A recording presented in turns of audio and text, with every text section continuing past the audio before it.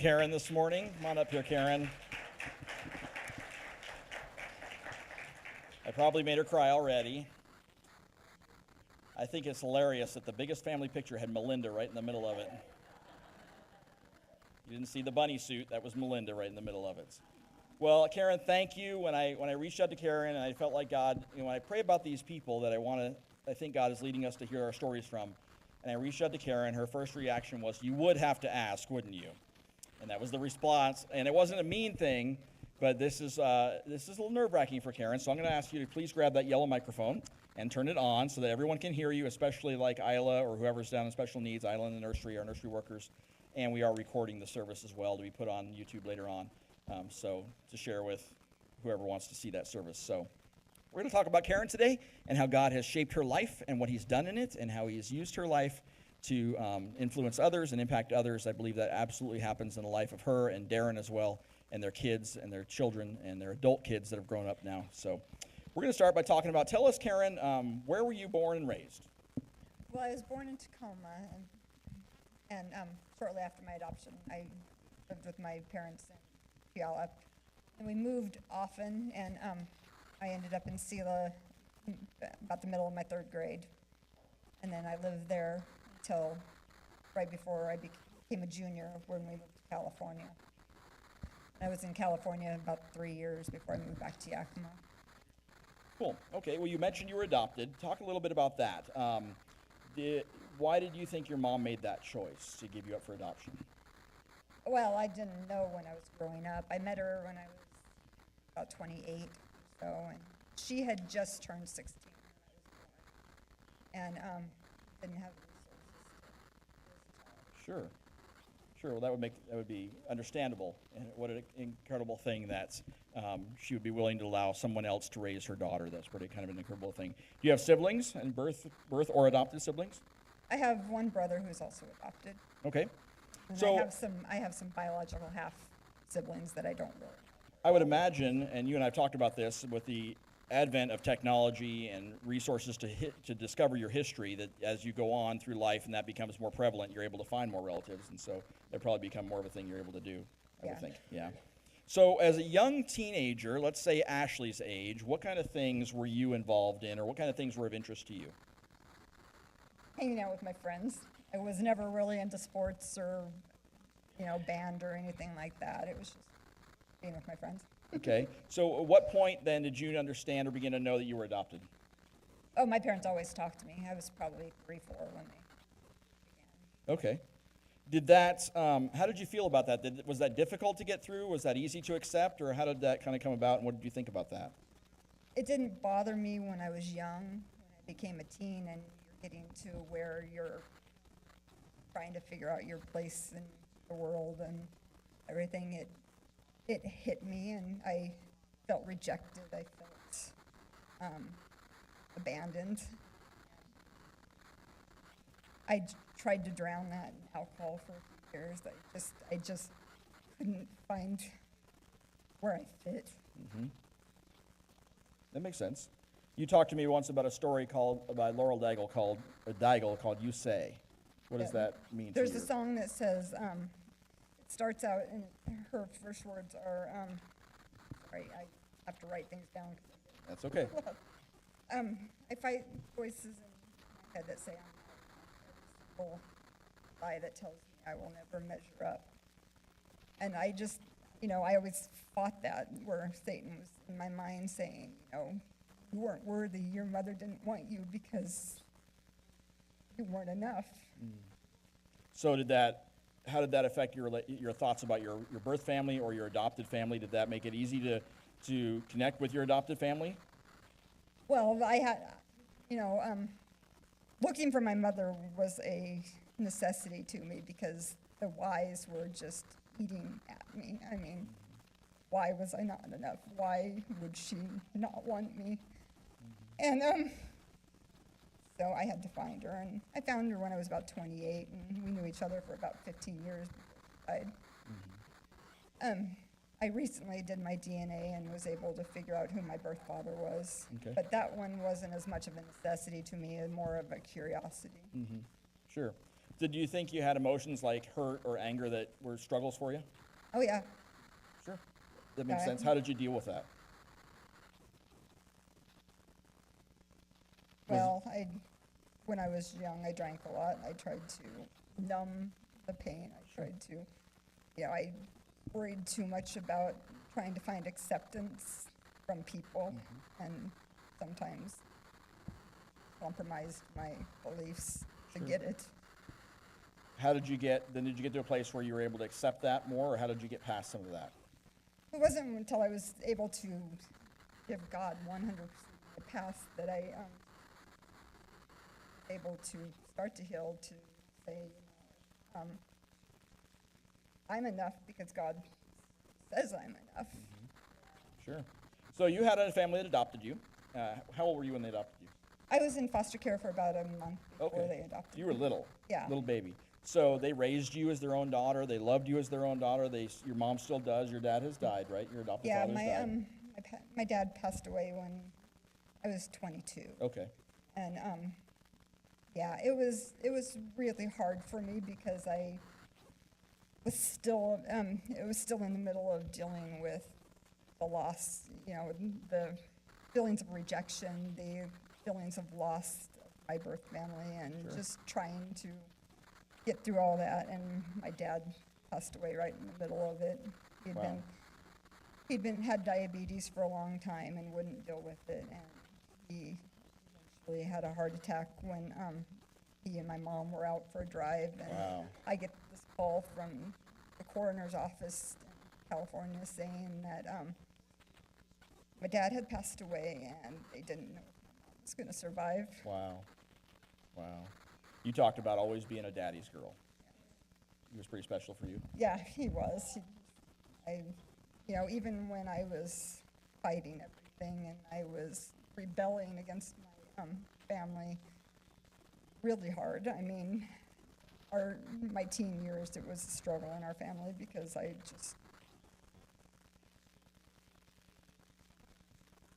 didn't feel like, I don't know how I would say with it, but I didn't want to be there because I was angry. I just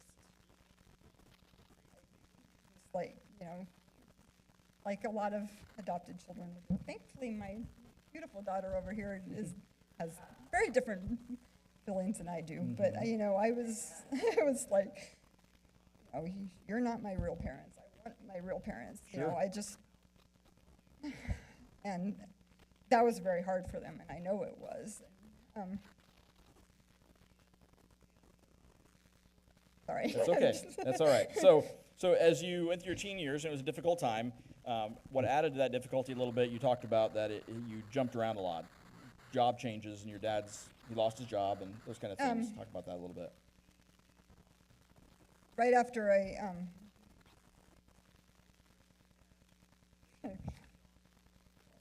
It's okay. Take a second. my thoughts. My dad lost his job at the end of my freshman year. I ended up losing my house. Went out in Sela, and he found a place to rent in Yakima. So my freshman year, I was in Sela High School. My sophomore year, I was in West Valley High. And then after my dad couldn't find a job here, he worked for a really long time. And he ended up finding a job down in Southern California. And so he moved to California.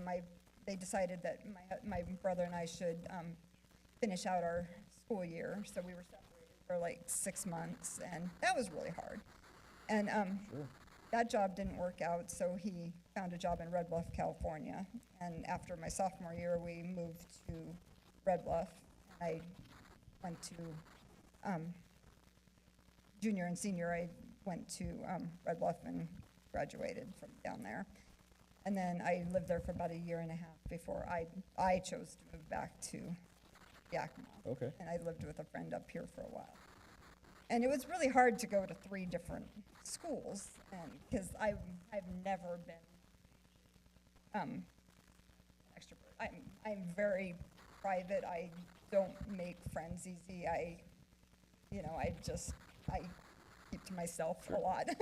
And And so that was hard. But, I know that God worked it out, because if I had not gone to West Valley, I would not have met the friend that I moved back and lived with, who was also friends with my husband. And so if I had not done that, I may not have moved back here. I may not have met him. Things could have been very, very different than they are. Oh, yeah. So you graduated high school. Any college? No. Any dreams as an adult? I'd love to travel.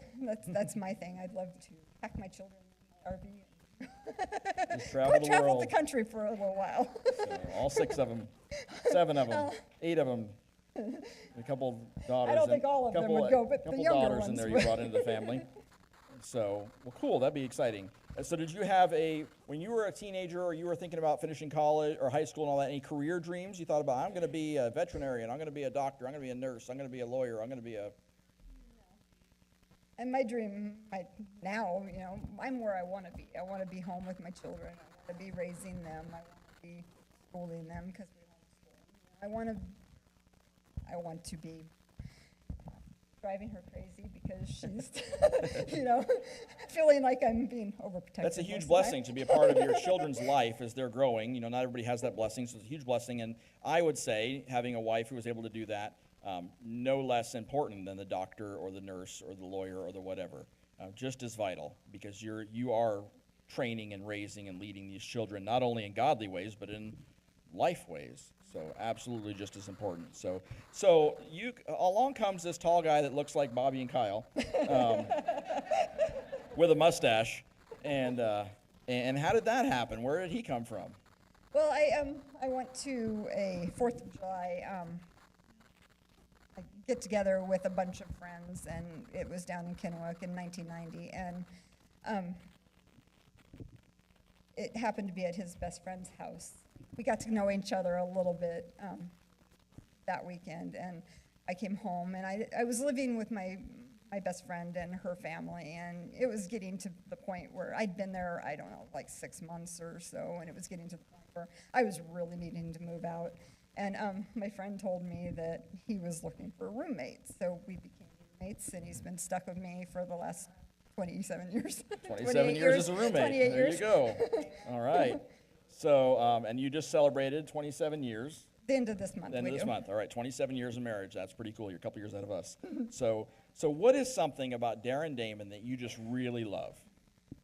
I love that no matter what kind of struggles I'm going through, he's willing to sit and listen. He's very loving. He's compassionate. I know he's always there for me. Cool. What is the best thing about married life? Waking up in the morning next to him. Wow, that's pretty cool. All right, now the harder question. What's the hardest thing about married life?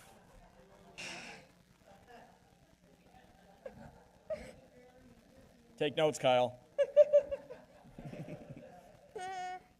Well, there are times when we both can have really, really bad days, and if we're not careful, those attitudes and stuff that come from the rest of the day can really cause friction. Sure.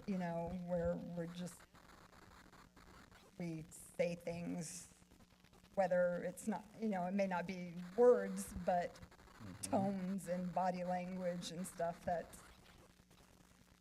comes off wrong to the other person. And so we just have to have a lot of grace and say, you may have irritated me, but I'm not going to hold on to this. I'm going Right. to just let it go. That is so important. I think that's really, if you are married or thinking about it, you need to grab that and hang on to that. Dr. Franklin Graham's wife once said that a good marriage is the union of two forgivers. So that's exactly what Karen is talking about, is that you're willing to say, yes, we're going to have difficulties. Yes, we're going to have differences. Yes, I'm going to strangle you one day. But I'm not going to hang on to that the next day. And we're going to love each other no matter what. And I think that's really powerful. And I can say that from the 3 years we've gotten to know your family, we see that. And you're a testimony to that, to the marriages in this place and the families that you're raising and the marriages that you're raising. So thank you for that. It's a great example.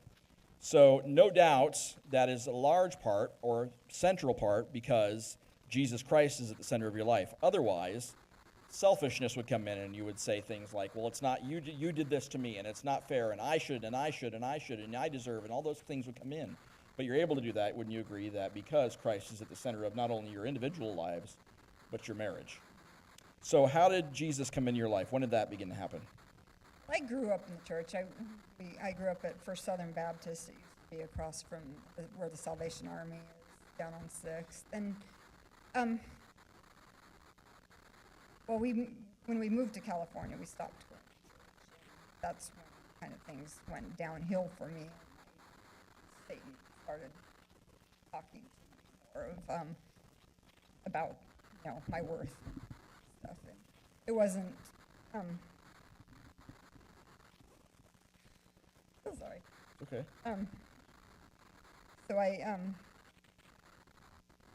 came back here, and it wasn't back until about like 2004 that I started back at church out at West Valley, and I was able to start to heal and to learn to put all my issues at the cross.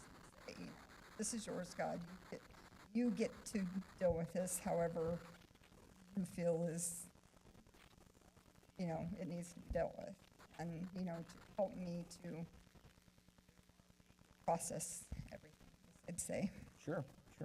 So what's the best thing about being a Christian mom? You're a Christian mom, you're a Christian woman, you're a Christian wife, and someday you'll be a Christian grandma, and you're a Christian friend and a sister to so many. Soon would be awesome. I'm not saying nothing, Marina, but so what's the best thing about being that woman in your life?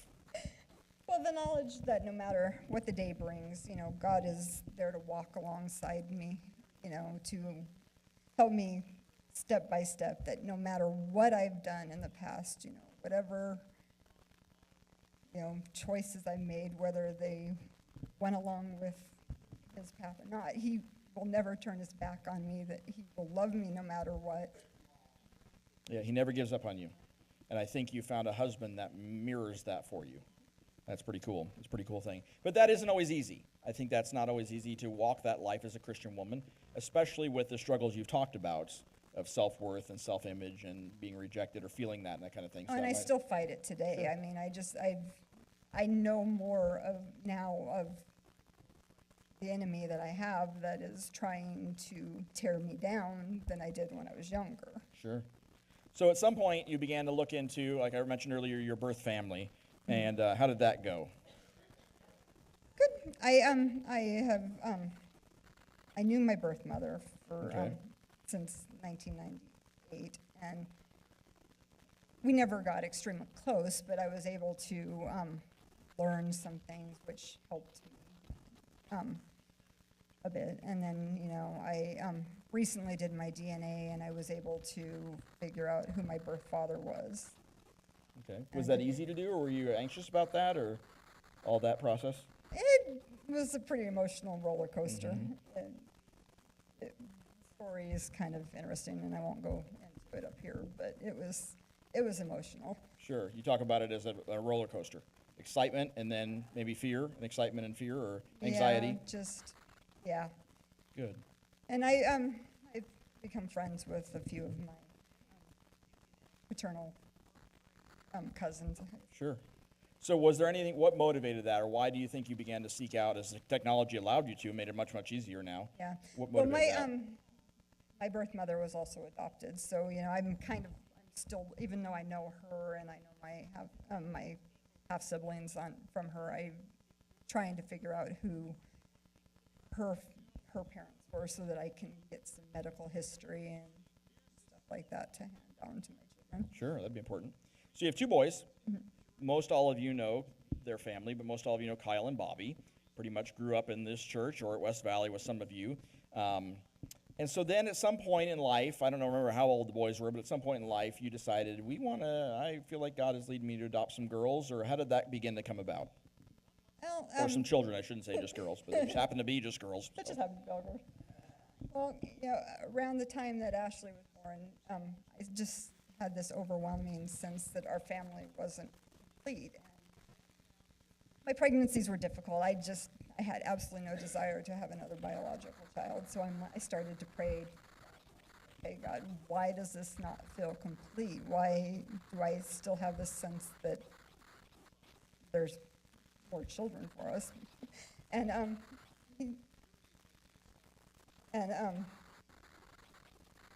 after a while, I was praying, and I started talking to Darren about adoption. Things started pointing that way, and because of my adoption, I was willing, and sorry. Eventually, we came to the point where we started to think, well, maybe this is the path God is putting us down. And I would turn on Positive Life Radio, and every single time I would turn it on, there was this commercial for the adoption agency that we ended up using for Ashley's adoption. And like, okay, I'm thinking this is confirmation because it's every single time. And the rest is history. So how did God lead that whole process? I mean, how did you decide these are the children that I desire? Well, with Ashley's, we were quite a ways into all the paperwork that's involved in adoption, and the agency would send out newsletters that had pictures and a little short descriptive thing on the child, and one of them near the end was Ashley, and I just, my daughter. And then with the other three girls,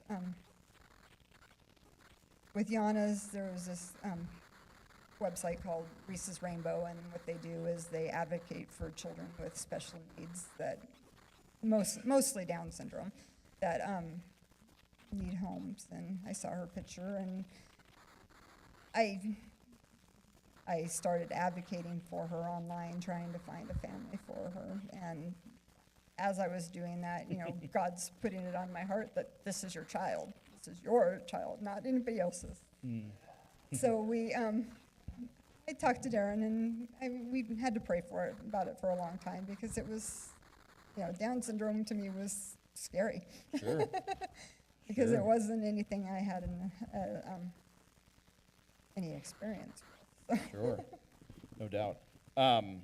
So I heard a funny story once that I don't know which child it was that you planned to adopt, but I think on the day you were supposed to go, or the day you got a call, all on the same day, the dryer broke, the hot water heater went out, and the dishwasher Yana. died. Yana. It was Yana. And something else happened. I can't remember what else it was. Yeah, but our cat died. And it was just this long laundry list of things that would have derailed that had God not have led that so clearly and directed that so her obviously. adoption was, it's a really long story, but I mean, God confirmed over and over and over again that she was our child. Cool. That's cool. So where are all four of the girls from? I'll just throw that out there real quick so people don't know that. Ashley, Amariah, and Aaliyah are from China, and Yana's from Russia. Okay, cool. Well, you have 6 incredible kids.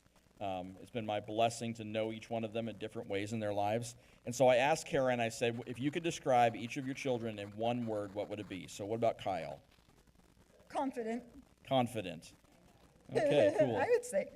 Bobby. Kind. Ashley. Helpful and beautiful. Yana. Embarrass her. Yana. Well, Yana is the sweetest little girl, but she is so stubborn. Stubborn.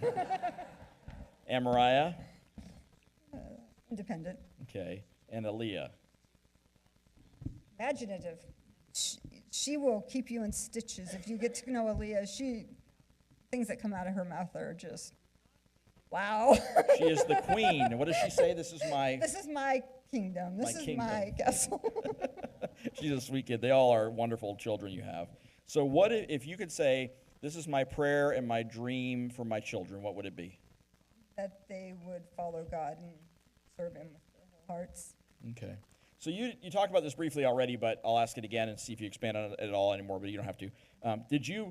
You didn't really plan to adopt children with special needs? It just happened, or how did that? No, in fact, there was a time right before the beginning of or during our first adoption that I told God this long list of special needs I would not do. I refused, and I know God was laughing because I have a lot of those special needs that I had said, no, I'm not doing. And, but God knew better, and I would not trade any of them. Sure. What is something he taught you? You said that he taught you something about your life and your girls. That no matter why somebody's life starts, or the story of their beginnings, or what medical issues they were born with, God has a purpose for all of us. He has a plan and he. I don't know how I said, but he has a purpose for all of us. There's no mistakes. God doesn't make mistakes. We're here for a reason. Sure. Yeah, you said this. We as humans may see imperfection and the difficulty that may bring, but God only sees our worth. So God doesn't see the imperfection or the difficulty. I'll side rail for just a brief second. I was watching an interview recently about that people had a discussion about whether or not when they go to heaven, will they still be handicapped there? What we call handicapped. Will they still have Downs? Will they still have autism? And some of these folks were able to express, they said, it is so much of who I am and who God created me to be and allowed me to be that they didn't see that as a necessity to be healed. They saw that as, this is who God has intended for me to be, and in my life, this is who I am, and I don't think it's something that needs to be healed. It's not like I don't have cancer anymore, or I don't have some sort of disease anymore. This is who I am. And so, and it's been sweet to see your girls specifically express that in their lives as not a hindrance to them. It's just who they are. And it's very, very cool, especially as a parent of a special needs child. It's been very impressive for us to watch Kyle and Bobby and the way they are with your girls, especially the girls that need more help. Ashley and Kyle and Bobby, they probably just drive each other's nuts. But especially the ones that need more specific help with things, it's been very sweet and very special to see them in the same ways that we see our kids with Alex. They just take care of them. They're just so good with their siblings, so that's very cool. So all this is a huge thing, and we've heard stories in our men's group about Darren taking the entire family and going to Russia and Siberia and all these crazy places and doing all these things. Was that an easy decision that you came to together, or was that a process? I had to pray for a very long time. But God eventually, convinced him that I was right. And it was God's will. And it was God's desire. Yes, yes. We've heard a little bit about that at men's group. So with that process, what's been the hardest thing about that? Oh, a lot of kids that are all, they're age-wise, they're kind of spread for the most part, but, the younger three are all developmentally around the same age. And so that brings on a lot of bickering and, just disobedience, because they're all like, hey, let's do this. Even though mom said not to, let's all do this. So they gang up on you. They do. They tackle you, yeah. So then beyond all that, I would imagine in most parents' lives that, yes, there are those moments when they're driving you crazy and you just want to strangle them and you just want to give up and you don't know if you're the right parent, all those things. What overshadows all of that often are all the blessings, the good things. So what's one of the biggest blessings of raising let's say all 6 of your children? Well, just to see the transformation that God has made in their lives, especially with the children that we adopted, because they all came home with a history, Sure. And just to see where God has taken them from, especially with Leah and Yana, where struggles that they've had to overcome since they came home. Sure, I would imagine there are some. And you and Darren, if you don't know these folks, they are involved in a ton of things. They run a very successful business here in town with multiple employees. You need to make time for yourselves and take time for each other as a couple. You got to make time for your family and spend time with not only the kids that are still at home, but including the boys and their families that have moved out of the house. You teach Sunday school together. Darren teaches Sunday school, and, well, you say Darren just teaches and you sit and listen to him, but Darren is a leader in our men's ministry. He has an accountability group on Tuesday nights that meets. You encourage and even counsel with other women in our church and probably other friends that you have. You'd leave a small group on Friday nights, and somewhere in the mix of all of those only 7 days a week you get, you've still got to find time for yourself to rest and recuperate and regain energy and all those things. So with all of that, how do you guys make time for each other? As an example of a godly marriage that is thriving, and even with the bumps that every marriage has, how do you guys make time for each other? Well, we have a friend who comes and watches them every Saturday night, almost every Saturday night.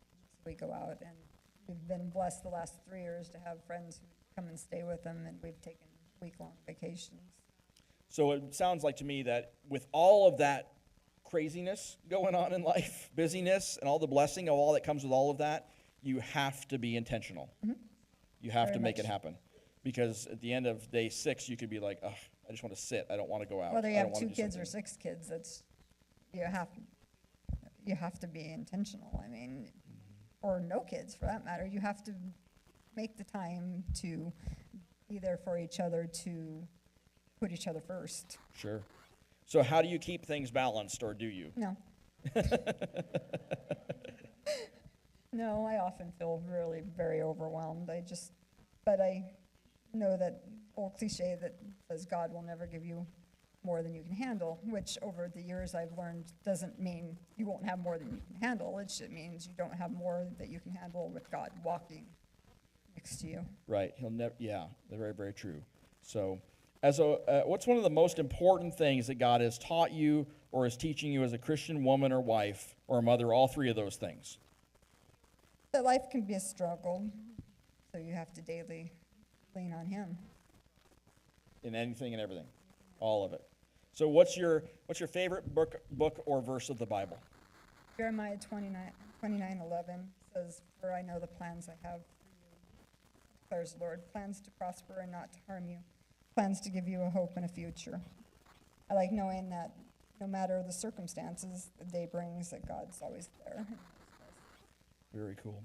What is one thing you like to do just to relax and veg and just have Karen time? I digital scrapbook pictures, and I've been doing a lot with my DNA stuff. Okay. I'll throw you 3 quick questions I didn't ask you, which Oh, will throw you brother. for a loop. All right.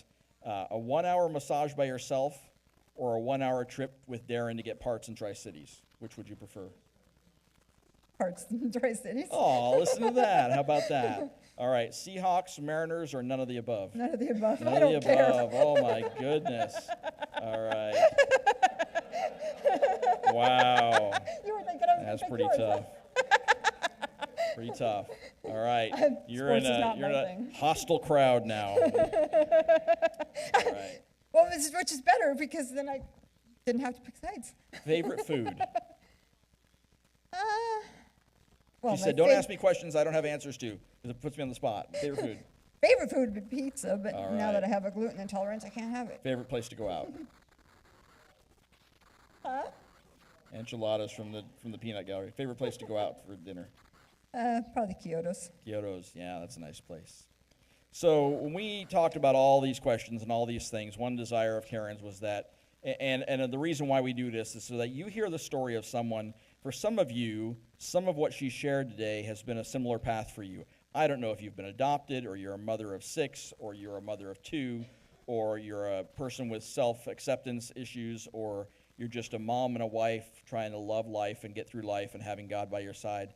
The reason we tell this story is so that people can see that, yes, God does work through us, and God is doing that through Karen's life. Sometimes you might not trust God, but you trust Karen. And you understand her story because you don't have a relationship with God yet, but you have one with Karen. And so it's an opportunity for you to trust somebody and say, wow, if God can do that in your life, could he do that in mine? And I think, Karen, you would say, yeah, he can. So I am really thrilled that you shared your story today. Before we wrap up today, you had a song that you shared with me that you wanted me to share with the congregation called No Matter What. And why was that song special to you? Because no matter what you do, God is always there. He's always pursuing you. He's always trying to bring you back to Him. Cool. Well, we're going to share this song. Just quietly listen to the words, and you'll see the words on the screen. And this was a song that Karen wanted you to hear today.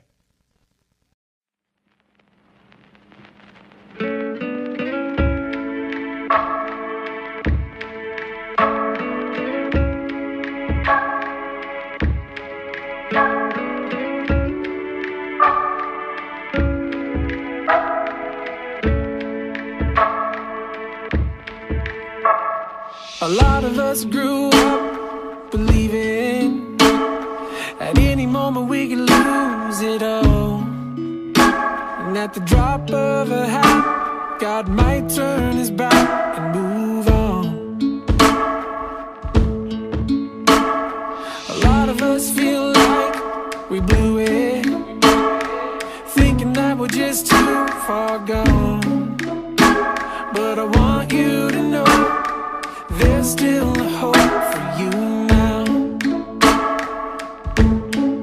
No matter what you've done, you can't erase his love. Nothing can change it, you're not separated, no matter what. There's never been a better time to get honest. There's never been a better time to get clean. So come as you are, run to the cross and be free. Oh, be free. No matter what you've done, you can't erase his love. Nothing can change it, you're not separated.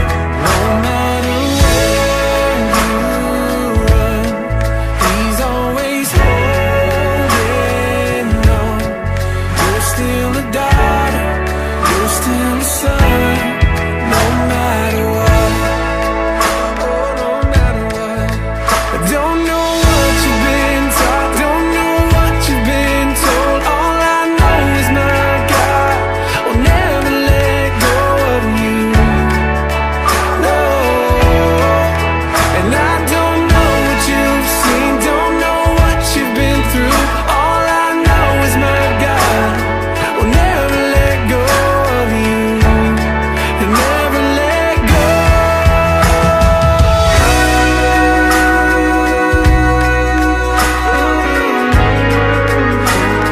And never, never, never let go. No matter what you've done, you can't erase his love. Nothing can change it, you're not separated.